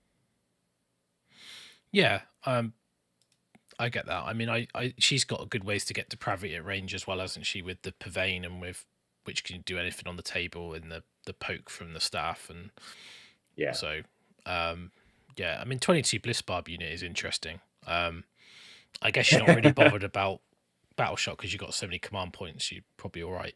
Yeah. Yeah. Again, you just get to ignore a load of stuff because you'd be pooping them. You could very easily spend all of them by the end of turn 2, but I think you would have, got what you needed by that point, and you still get to farm them back. That's the other thing. I think a lot of Slaanesh, maybe you start with a fair few at the start of the game or a couple extra, but then once you've spaffed your load, you're out. Whereas this carries on generating it like a destruction army almost. It's a bit like the problem you have when you play Flesh Eaters, when you burn your load and you just go, I don't have any left now. So. Oh well, yeah. Cool. So, yeah, nice list. I like it. So thank you. Yeah, I think it'd also be a pleasure to paint. Apart from the Bliss Barbs, everything there would be great. That'd be lovely. We also spoke about another list, didn't we, with the man of the hour himself, the big dude. Yeah, I was just going to talk about Kragnos because I was trying to think, like, maybe talk. I haven't prepared anything. I do apologize, but I didn't realize the live stream was going to be quite as long, and I had some other stuff today to do, so I've been a little bit behind. But, well, the other reason is we had some ideas and you started, and it's quite tricky to fit him in one that feels like it makes sense, isn't it? Yeah, and like we don't want to turn you off. I want to turn off the Slaanesh banner thing. I'm going to get rid of it. There we go. So yeah, so I've been multitasking trying to sort out the audio. So I've been thank you for the donation. Off the wall with my with my attention, so I do apologise. You know what I'm like when I multitask, I can't do it. So the joys thank of you life. for the donation, Neil Peckett. Yeah, cheers, Neil. Appreciate that. I think he liked me talking about Slaanesh. So he did say that he left us alone on Slaanesh. So Kragnos. I can't help myself, dude. No, I mean, to be honest, like it is such an interesting faction, and I think that those two models, although like I know a few people on the premiere this morning, not live, but on the premiere were saying that they were expecting them to be like more powerful than the Keeper of Secrets. Because especially if I thought people thought they were bigger than they were. I did. They're quite. You see their wounds and you can guess at what size they're going to be. I think they're tall. Not... Like the models are tall because they're up in the air with the big like peacock stuff going on. But yeah, I think they're kind of like a little bit smaller than. Well, they should be. Just looking at wounds is always a good indication. Yeah. And they don't have 14, so no. But I think as well in the background there, because obviously they're a chunk of Slaanesh that's broken free when Marathi did a ritual. So you're like, oh, they're like a part of Slaanesh. So I think people thought, oh, they'd be like, but also that whatever that thing is split into two. So you got there's two of them. So I don't know, like, but I think what they've done is it's kind of nice that they're a lower point level because I think if they were higher, it's an awkward book sometimes. Yeah. They're in that same spot as Sigvard rather than the same spot as the Keeper or Plus or Glutos because then I much prefer it. Yeah, me too. Particularly with they are kind of support piece, and I think like Dexessa, she's actually quite good in combat. And I think someone said that you roll 6s to hit and you explode because you're Slaanesh. So although her combat profile doesn't look that amazing, it could actually go pretty nuts. Especially if you're getting a +1 attack every turn. If you get it on turn 1 and Lurid Haze, you can play the command point, get +1 save. You can it's using command points on hits with things that hit very reliably as well is pretty tasty. And in those lists, you'd have quite a lot. So if you're hitting on twos, because she hits on twos with one and then threes with the other, you could be rolling ones, and practically every single thing you rolled would be either a hit or an exploding six, which could mount up, couldn't it? Do you think you could run 2 in mono demon? If you went demon Slaanesh and you went like, I'll take fiends, they'll wrap the combat one. I'll take another unit of fiends. I'll put the other one behind that. I'll put some demonettes around. Absolutely. Some seekers. I wrapped fiends around Glutos today, and it was a bit of a stretch because he's a big boy. So I think having done it with a keeper as well, I think these physically on the table are about the right base size for that, and also you could see it working. It's quite a cool idea too, and fiends do screen better than people would think if you've got a 6-2.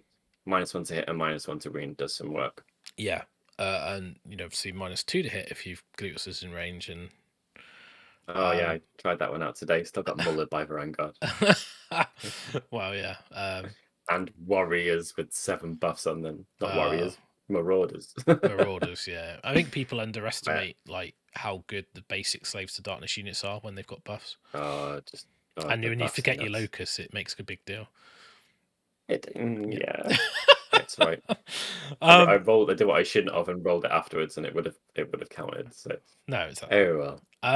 Anyway, let's talk about Kragnos. The big boy? Yeah, why not? It's his day. It's meant to be his day today. He's been usurped by Dominion and Kruleboyz and everything else.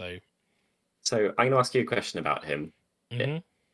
Can you see him going in elite armies, and by that I mean like small amount of high quality models, which there's a lot of in Destruction. You've got Beastclaw, you've got the giants, you've got all that stuff. Can you see him going in elite armies, or do you think you end up losing too much of obviously it looks like he does a load of stuff on the charge anyway, and it sounds like the new edition is going to involve even more stomping type stuff, so that might change things. But this guy's 760 points means that he's 2 giants or 2 idols or whatever it is. Does he need to be going in horde armies, or do you think he's got a place in the more elite ones? I think you could put him in like a Sons of Behemat army, but I think the biggest issue you've got, Sons of Behemat are like, and they play a bit weird. They're like the objective capture army. Yes, they are. Because of their allegiance ability, but he would be 1 model. So like you're giving up, and he's more expensive. He's like, a normal like Mega Gargant, I'm going to get this wrong, but they're like 480, 450, 430, something like that. They're like, so he's almost like a Mega Gargant and a unit of Man Crushers. Yeah. And you're thinking, he's undoubtedly better in terms of his damage output, which he certainly is. Then arguably, if you were playing like Kraken Eater, maybe you would go to Kraken Eaters for the objective kicking and scoring, and then take Kragnos and then some Man Crushers, and maybe you don't care because you're not going to be near your own models because and you kind of want to distract them from your Mega Gargants, and he's fast and he's got like he can kill stuff on the charge.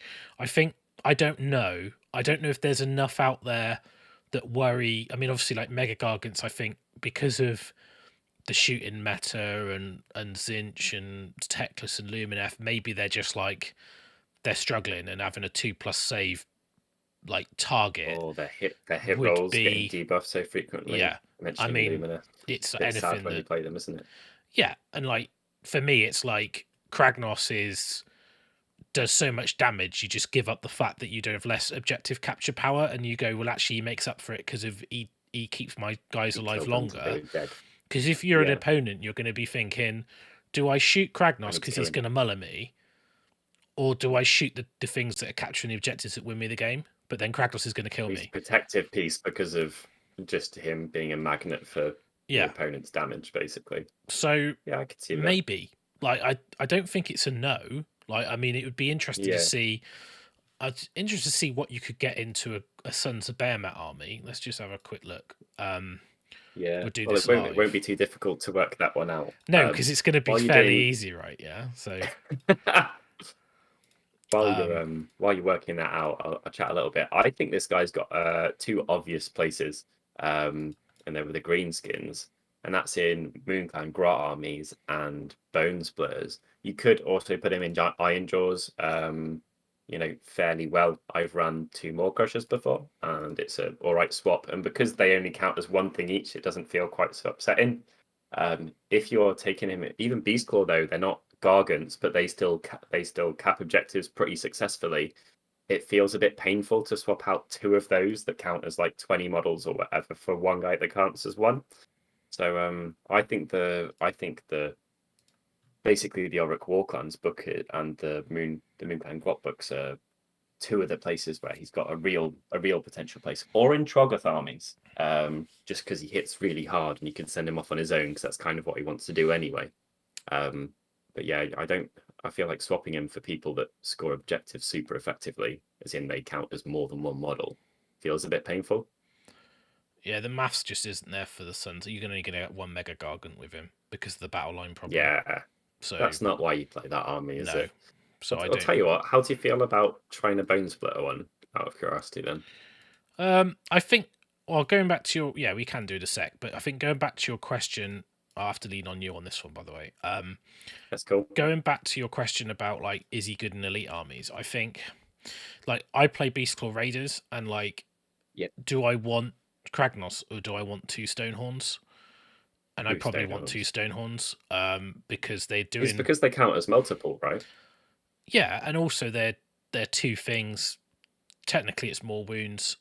They do mortals on the charge. It's like, because what is I'm very rusty on the points. So like, what is the points of a? It's not Beastclaw Raiders. It's oh god, more tribes. But a Frostlord on Stonehorn's 400. A Frostlord on Thundertusk 350. Huskguard on Stonehorn 320. So for 720, you've got a Frostlord and a Huskguard on Stonehorn. Yeah. And it's like, I just don't see Kragnos finding that list. 10 models each or something on objectives. It's either that or 5. I can't remember. I think. Yeah, but I think it's lots more than one. Beastclaw, but it's more than one.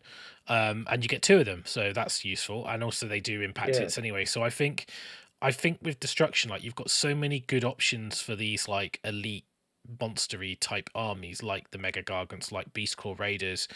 I think he's more at home in stuff like Moonclan Grot's Bone Splitters, because quite frankly, you're like, actually with Bone Splitters, I've got lots of crappy bodies, but I don't have anything that goes and kill stuff. Yeah. You also in those other armies that you listed, not only swapping something that counts as multiple while scoring, but you probably quite want the command abilities and stuff from those models that you're giving up. Whereas I think that the Grots, because again, cheaper heroes, or cheaper troops, or easier to spam troops or whatever. Also, their formations, that it's quite easy to get your command abilities and your heroes and still take the big guy. And he kind of wants to run off on his own anyway, so I think that's a solid way to use him. It's how I use the Rogue Idol, and I use 2 Rogue Idols, and he's actually fairly comparable to them, I think, in damage output. Yeah, I was just going to ask you about, because you've obviously done a couple of Rogue Idol lists. What would you put in your Bone Splitter army then? If you if you take so there's, do you want to go aggressive low drop, or do you want to just plop stuff in? Just what you'd normally take with the idols. Take the idols out, put Kragnos in, see what you got left. So if it was, you'd have like 2 idols, then you'd have are they called the More Boys? The guys with lots of attacks that can be, I think they're battle line as well. Bone Splitter's battle line, yeah.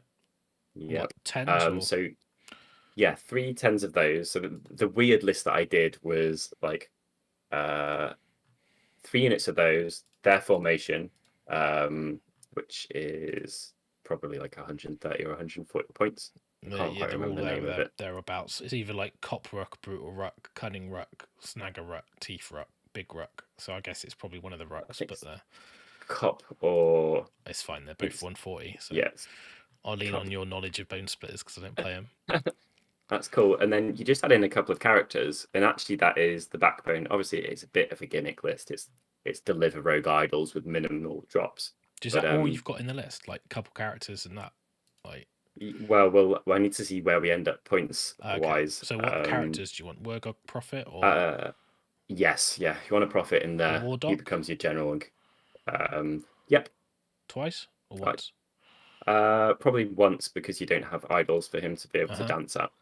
You don't need a big boss, do you? Nope. No. A weird knob? That's the one on the horse, on the boar, isn't it? You can put in a weird knob, yeah. I just I don't know the army around here is I need to know the the points are at because I can't we're see. up to 1720, but the rogue idols obviously are more expensive than Kragnos because they're going to be 80 points more. 840. Yeah. So you're up to 1640, something like that. Yeah. So in this example, the first place I'd go is I'd make one of the battle line units a 30 or something ridiculous. Yeah. Okay. And then see if you can squidge in one more wizard, and you'll probably be there.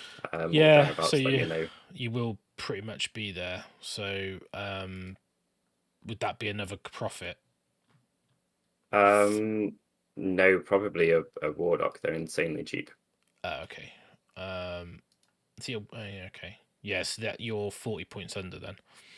Oh, perfect. So like that list, what it would do on the table is the big boy gets there at his own speed. In the meantime, you've probably taken like the don't charge bone grins as a clan or something like that. You teleport in 30 buffed up dudes who hit a lot at an average quality with the guys. They could have +2 to save in that list fairly easily. And what are you in drops? It's not too bad. It's like 5 or 6, something like that. And then when Kragnos arrives, probably on the other side of the table, he just starts mullering stuff without any requirement for support whatsoever. And people give him a load of attention, which makes up for the fact that your entire army's running around in its underwear. So that, I think, is when you put him in that context, I think he makes quite a lot of sense, actually. And he's a very low mental load piece to use, I think, because apart from biding on him patiently, there's no like techie command abilities or weird stuff. You just have to remember the rules you've got and then go and hit stuff really damn hard.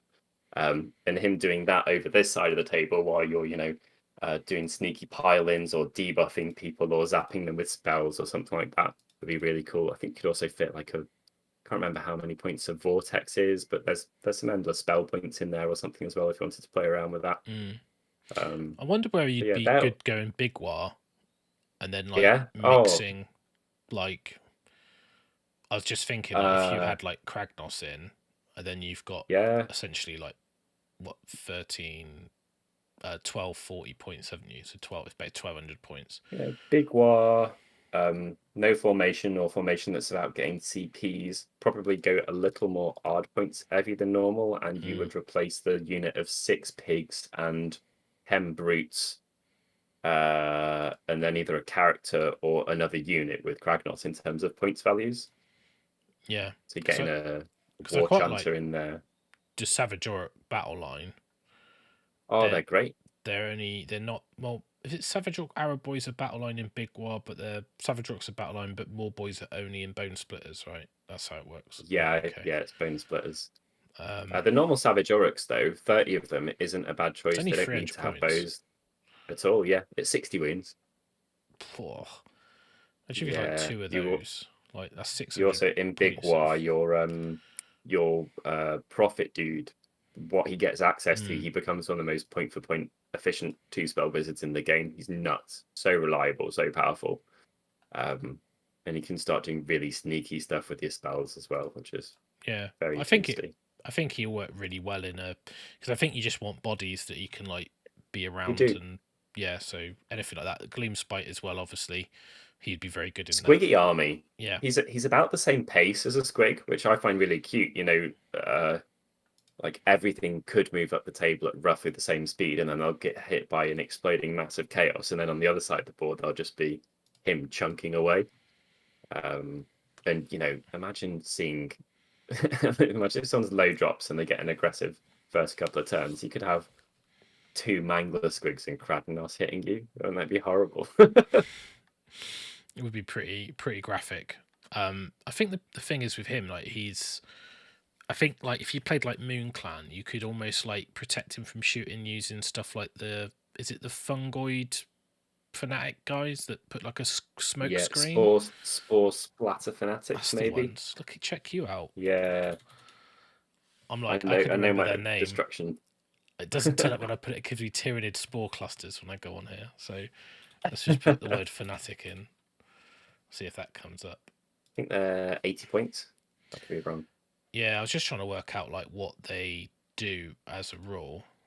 If they block them as a line of sight. Yeah, I didn't know if monsters could if it's monsters can be seen. No. An interesting idea. No, It's a very it good can't. idea, actually. No, they can't. Damn it. Don't.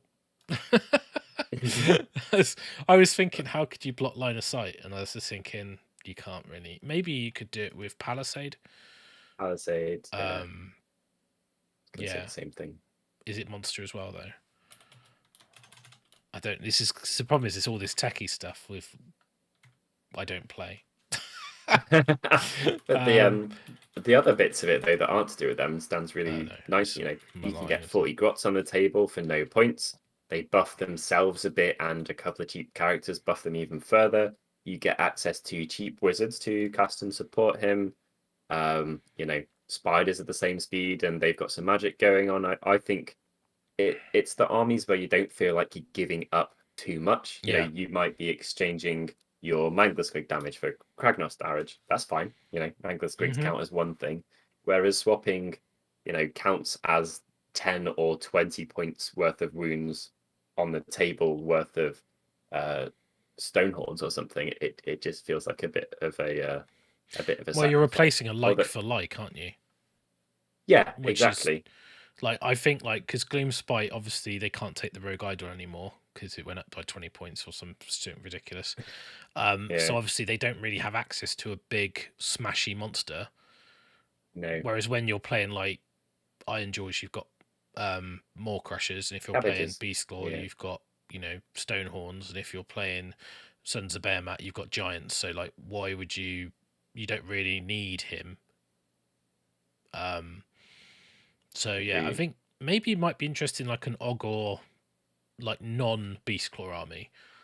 Oh, just a straight ogre. Yeah, I could see that. He'd help you break through the stuff that you couldn't break through, or just he'd feel very cohesive there as well. Roughly moves at the same pace, maybe a bit faster, better save than the rest of your army, and can just kind of do his thing solo while you try and get charges off on the other side of the table or something. Yeah, I'm just not sure whether you basically say because you've basically got a 1200 point army, haven't you? Like 1250 point army to go with him. 1240, but you're like, but it's not like an Archeon one, because he doesn't do anything that relates to the rest of your army. He just exists and hits hard. That's the thing. He hits very, very hard.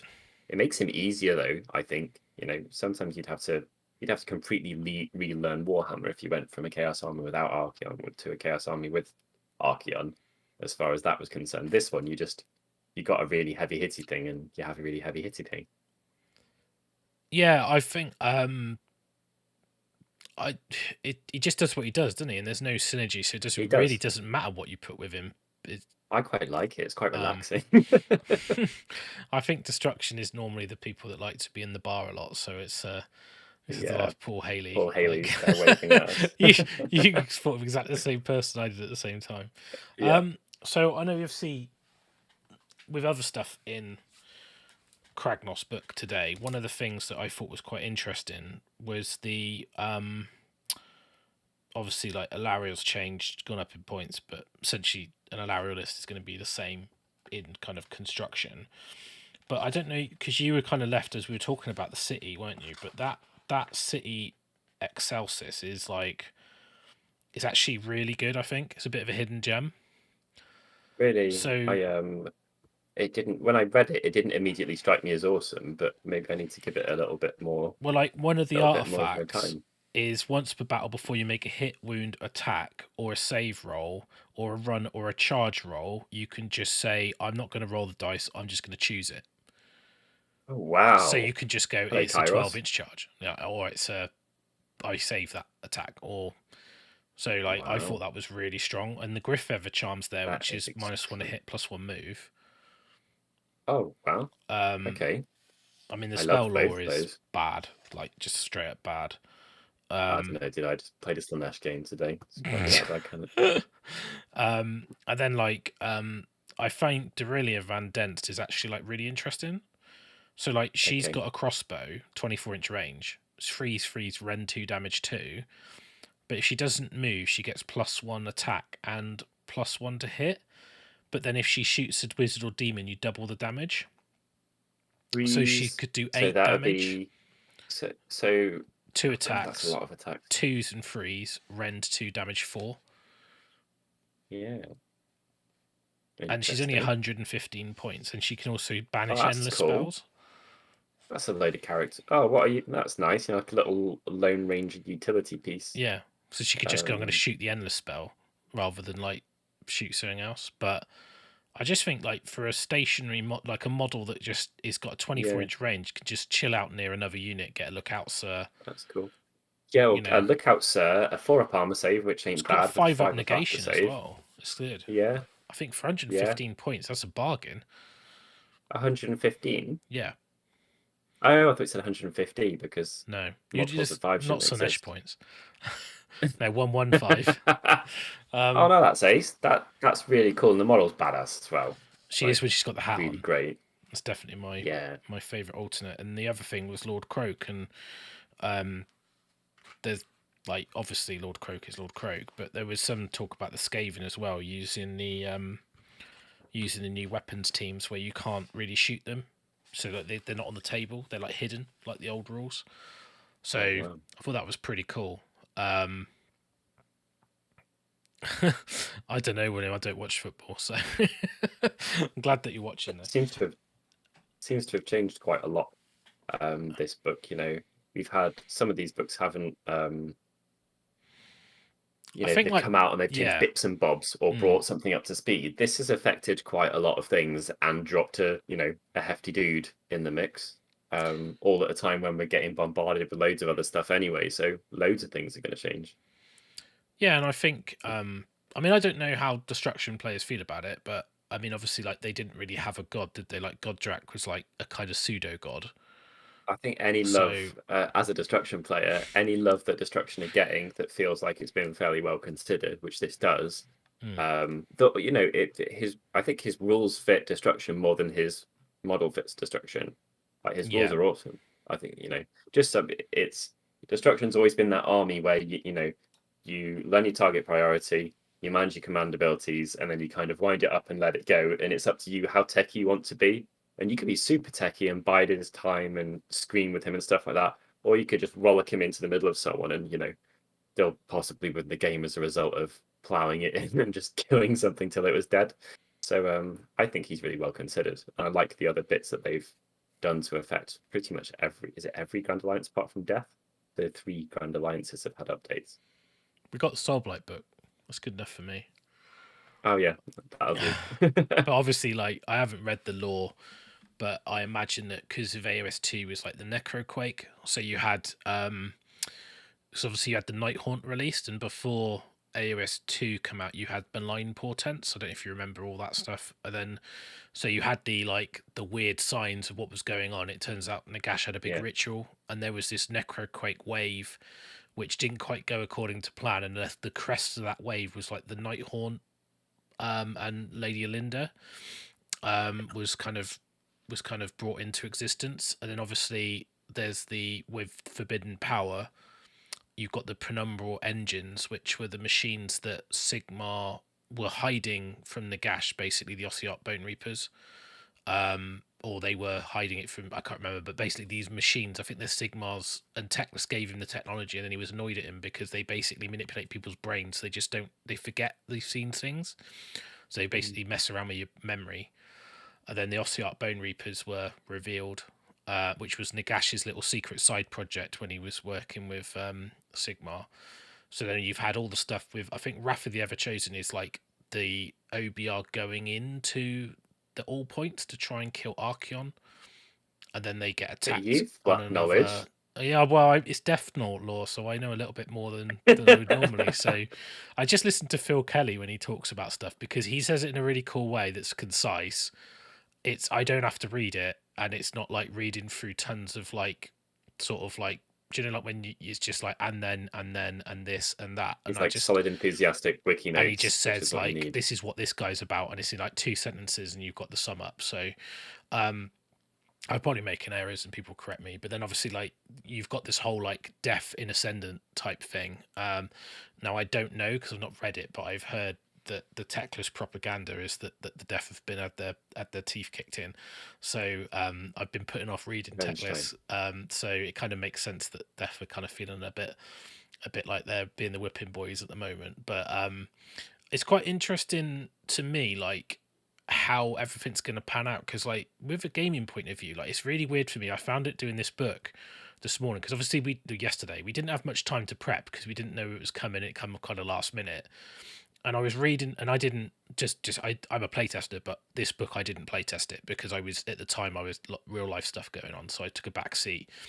And basically when I read through the scrolls and stuff, and I was like Croak, and I was remembering rules of Croak, but it wasn't the rule that's in the Seraphon book. It was the rule that he had before the Seraphon book in the old Seraphon book. And then because I haven't played against the new Seraphon book, and I haven't played against the new Sylvaneth book, and I haven't played because they weren't very popular. The Sylvaneth, for example, weren't very popular, but I never got the opportunity to play against them. And because my gaming is all Sylvaneth once. I mean, I've just never I've never even seen the new Wildwood model on the on the table. You've got a book recommendation from Grace. Well, it's a read the short story in the latest White Dwarf. I do have a White Dwarf subscription, so I will look at that. They tend to go in a big pile, and then they end up in a box, and I don't know what it is. It's just time. Do you know what I mean? It's like you get swamped with content. Grace is giving you a specific recommendation there, so you can pop it next to the toilet and work your way through it. I will. Although I'm not one of these people that sits on the toilet for half an hour, so it's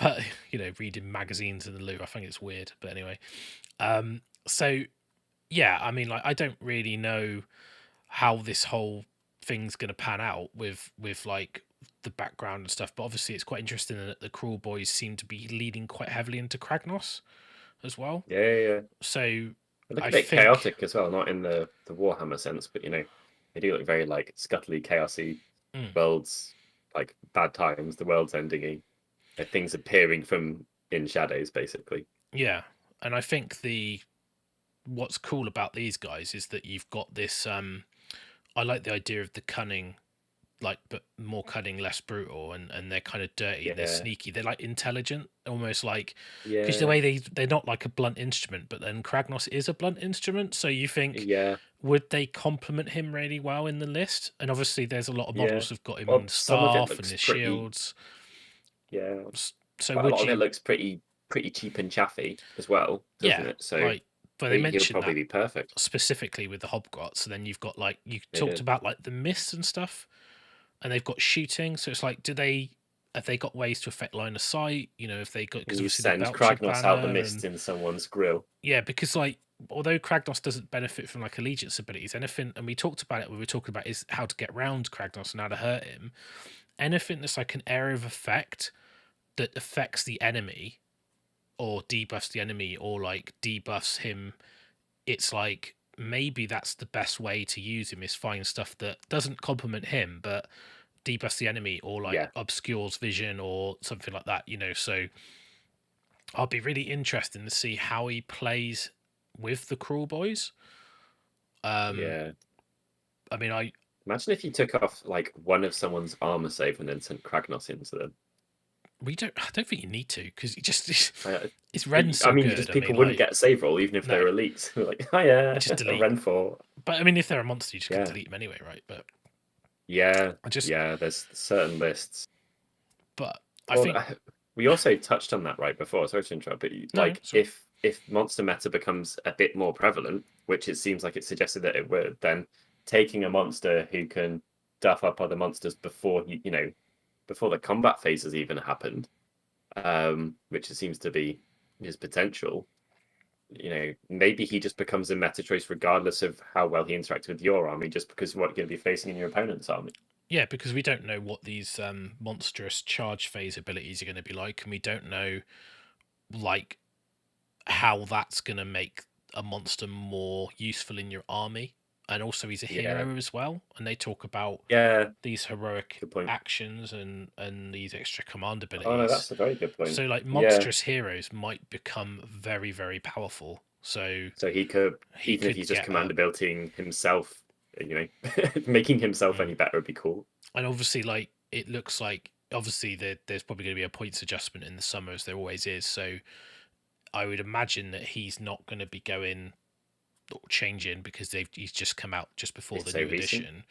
Yeah. Whereas like stuff that's older, like your Archeons or stuff like that, will probably get an adjustment. So I'd it's imagine so, because interesting. Arkham interacts with most things. I'd be really interested to see what happens, but obviously we saw a bump on the gash, didn't we? Because he went, I think he had no change on his war score, and I think he went from 880 to 975. Yeah, it's about 100 points. So it's quite a big jump. 10%. Yeah. Yeah. So it'd be interesting to see what happens, but obviously I'm really excited about the. I mean, Kragnos model doesn't really do it for me. It doesn't. I don't like the aesthetic. I think I haven't read the background, so I think if I read that, I understand where he comes from. But I think you could cover his face with a mask, and I think that would dramatically. You could make the mask tie him in more with whatever force you were running him with. Generally, you know, like it could be it could be the Rogue Idol's mask. That'd be dead cool. I was trying to think whether you could use an ogre mask. Or... I might want to give him like a skull mask. So like there's that big one from the Skulls kit, the Gargant, the first Gargant skull we ever saw. Yeah.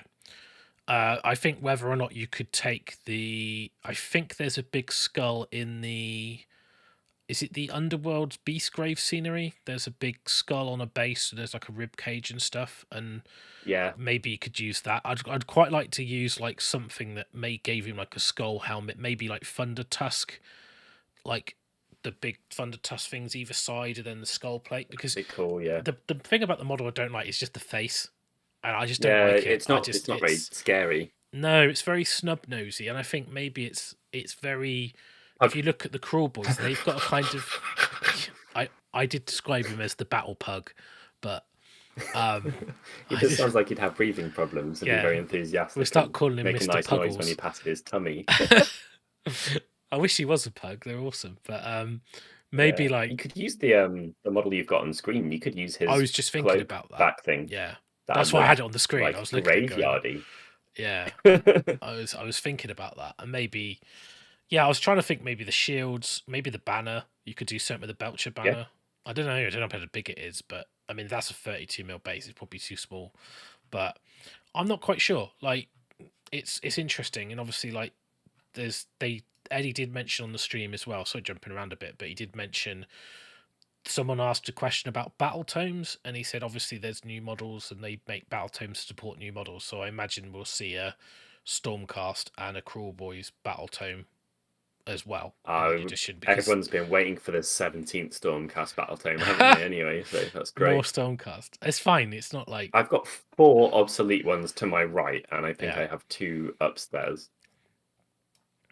I still can't get over the trigger Lord Imperator.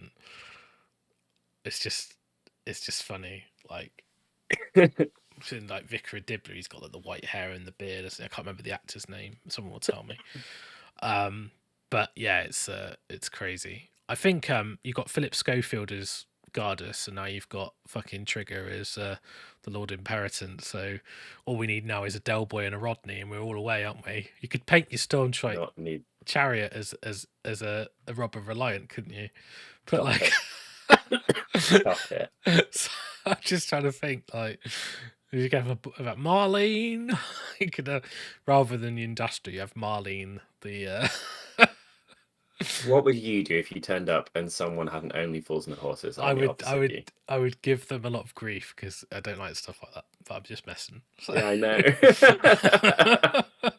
Don't be a hypocrite. I know I am, but I don't know. Like I don't know what people think, but let us know what you think about Kragnos. I'm mixed about him, if I'm honest. I don't really like the model.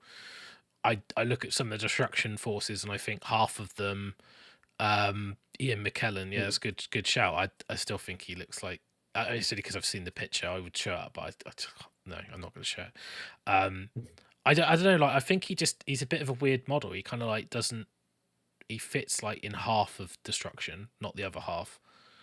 It's just how I feel. Yes, I think that's a fair assessment. Although we're adding new ones that it looks like he'll fit perfectly into, so that'll bump the numbers a little.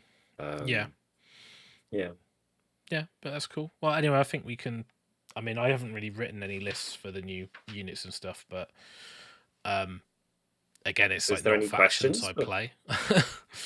Yeah. Has anyone got any questions? I'd love to see people posting lists in the comments for this video. We can discuss them in the next one if there's any interesting ones using Kragnos or something like that. But yeah, if people have got any specific points or questions, then rock on. Oh, I think one thing for while you're writing your questions out, one thing I was really interested in actually was the amount of war scrolls in this book that have access to the lore, like written on the war scroll.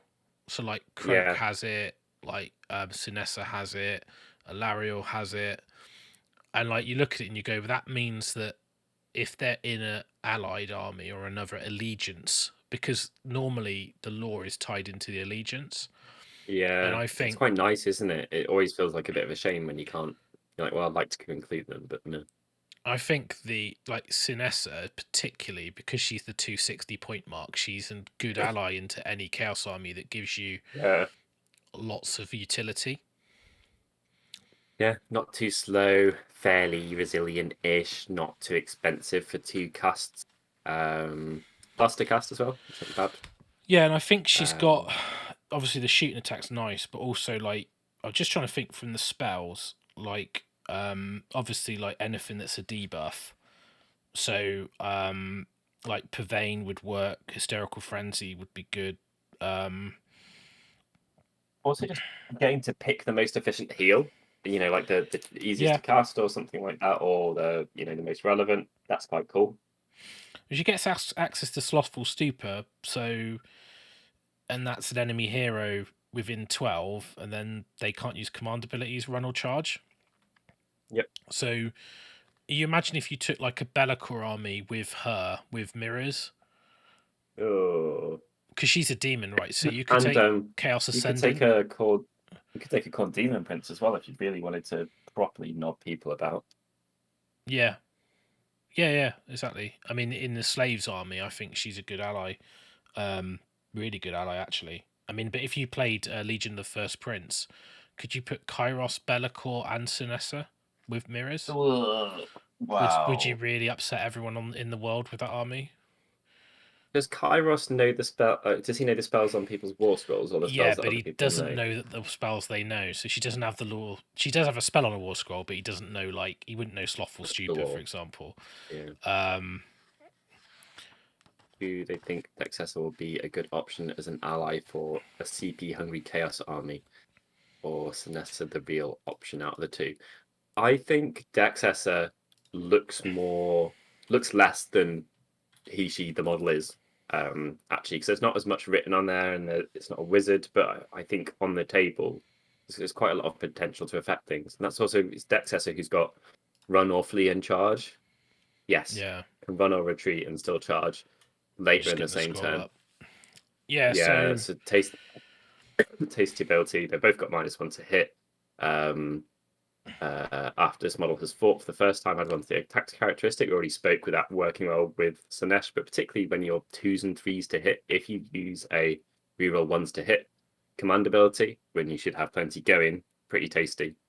I think Yeah, the problem. I think Dexessa's not a good ally because it's all Slaanesh keyword stuff.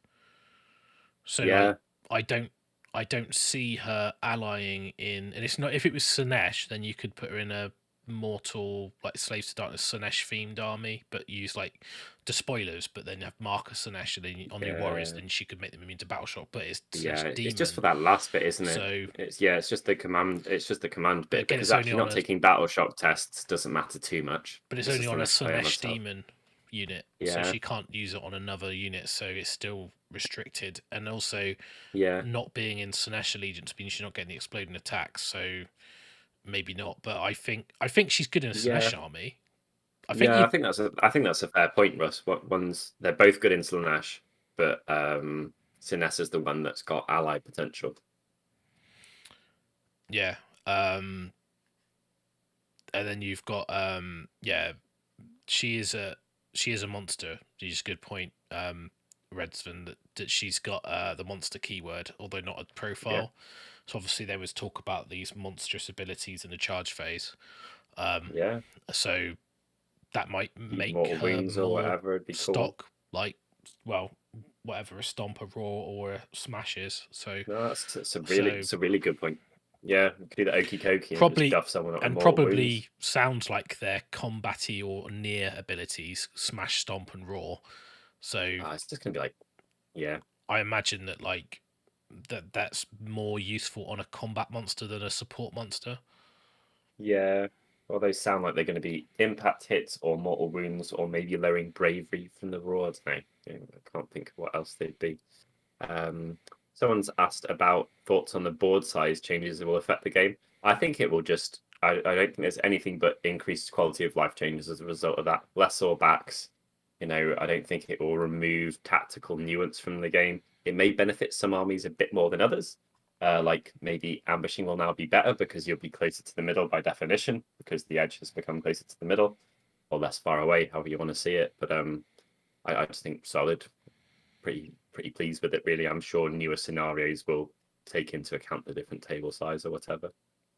Yeah, I think the only thing I would say from my point of view is obviously like if you've ever played 40k and you've got the fold out board, the board's got very distinct sections on it. So measuring is quite nice if they use those points. So it might be quite a nice way of being able to mark stuff like deployment zones, territories, objective placement, because it's going to be on a bit like in 40k where it's on the corners where the boards meet and stuff like that. So it's not quite as, it's not like measure 18 inches diagonally across the table and stuff like that. So it might just make setting up. The new board size is confirmed as the same as 40k, which is basically Warcry boards, but I imagine it will scale because they mentioned scale, so maybe it's like smaller games will be on 2 of them, and then maybe it'll match play. Typical 6x4 would be 4 of them, and I think it works out like you lose 6 inches off the sides and 3 inches off the long edge, something like that, from a normal board. Just Google. It's something weird. I can't remember what it is. It might be 44 by 60. That's what I think. It's something like that. Yeah. So because it's 72 inches normally, so that's 12 off there. 44. It's 42, I think, maybe. No, 48 normally, so you make 6 off of that. Yeah, so I guess 42 by 60. I'll go with that. But yeah, bit smaller. I think it's nice, pretty interesting, really.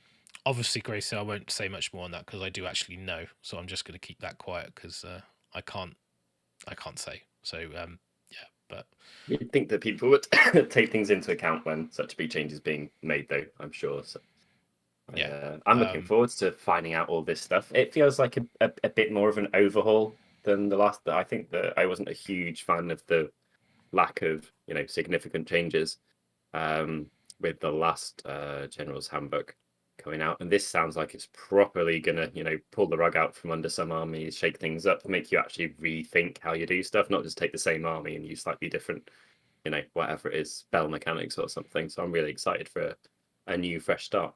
Yes, 44 by 60 A-Gilby, that's right. It's 4 of them for the cool. So it is basically 6 off each side and 3 off the long side. So yeah, I think that I can say it's definitely a big change. So obviously that's obvious from some of the stuff they've said. Oh yeah. So it's going to be exciting. I'm hoping that it's June pre-order, so I'm hoping that we'll be able to talk more detail about it very shortly, maybe in 2 weeks, 3 weeks time. Yeah. So I'm hoping that basically what I'm planning to do on the channel, just to give people an idea. So what I want to do is do a series of videos which just explain each bit of the new rules, like as in like this is how the game works. It's got aimed at more beginners. Like this is how the hero phase has changed or something. Yeah, and it will highlight changes, but it's not just going to be reading the rules. It'll be like the nuances of that from a play point of view.